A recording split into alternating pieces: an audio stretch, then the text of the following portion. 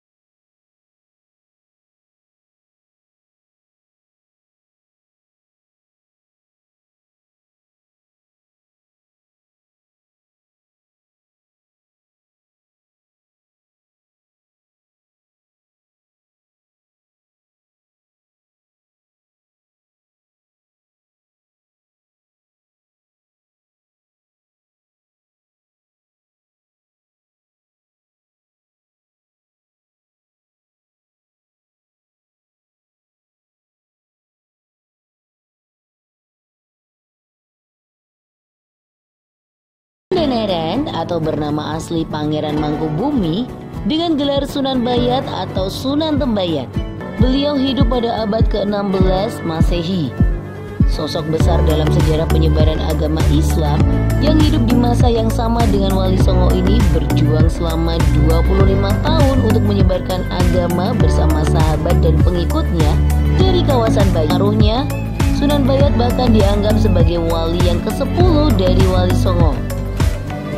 Kompleks pemakaman Sunan Bayat diperkirakan sudah dibangun sejak tahun 1526 Masehi, seperti yang tertera pada Gapura Segara Muncar, yaitu 1448 saka, yang terdapat di bawah bukit dan berfungsi sebagai pintu gerbang pertama pemakaman. Kompleks pemakaman yang pernah dianggap sebagai salah satu kompleks pemakaman termegah di era Kerajaan Mataram ini memiliki bagian-bagian yang menunjukkan budaya peralihan dari Hindu ke Islam. Hal itu dapat dilihat dari keberadaan gapura-gapura Hindu di dalam kompleks pemakaman.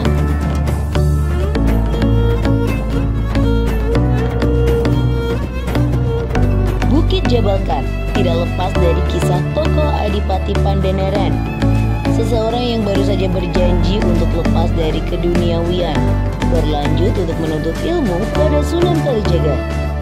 Setelah Sunan Kalijaga mengajukan 4 syarat yang harus dipenuhi oleh Adipati Pandenaran, Adipati akhirnya melakukan perjalanan ke Jabalkar Tembayat. Dalam perjalanan tersebut, Adipati tidak sendiri, melainkan ditemani oleh istrinya, Nyi Ageng Kaliwungu, yang tidak mau meninggalkan suaminya.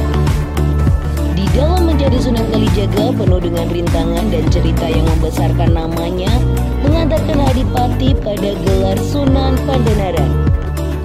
Tak berapa lama kemudian tibalah mereka di Gunung Jabalkar. Kedatangan mereka disambut baik oleh Sunan Kalijaga. Sejak itulah Ki Ageng Pandenaran berguru kepada Sunan Kalijaga. Ki Ageng Pandenaran seorang murid yang cerdas dan rajin. Berkat kecerdasannya, ia ditugaskan untuk menyiarkan agama Islam di sekitar daerah tersebut. Ia pun mendirikan sebuah perguruan di Gunung Jabalkar. Ajaran Ki Ageng Pandenaran yang paling menonjol dikenal dengan istilah Patembayatan, yaitu kerukunan dan kegotong royongan diterima baik oleh masyarakat luas.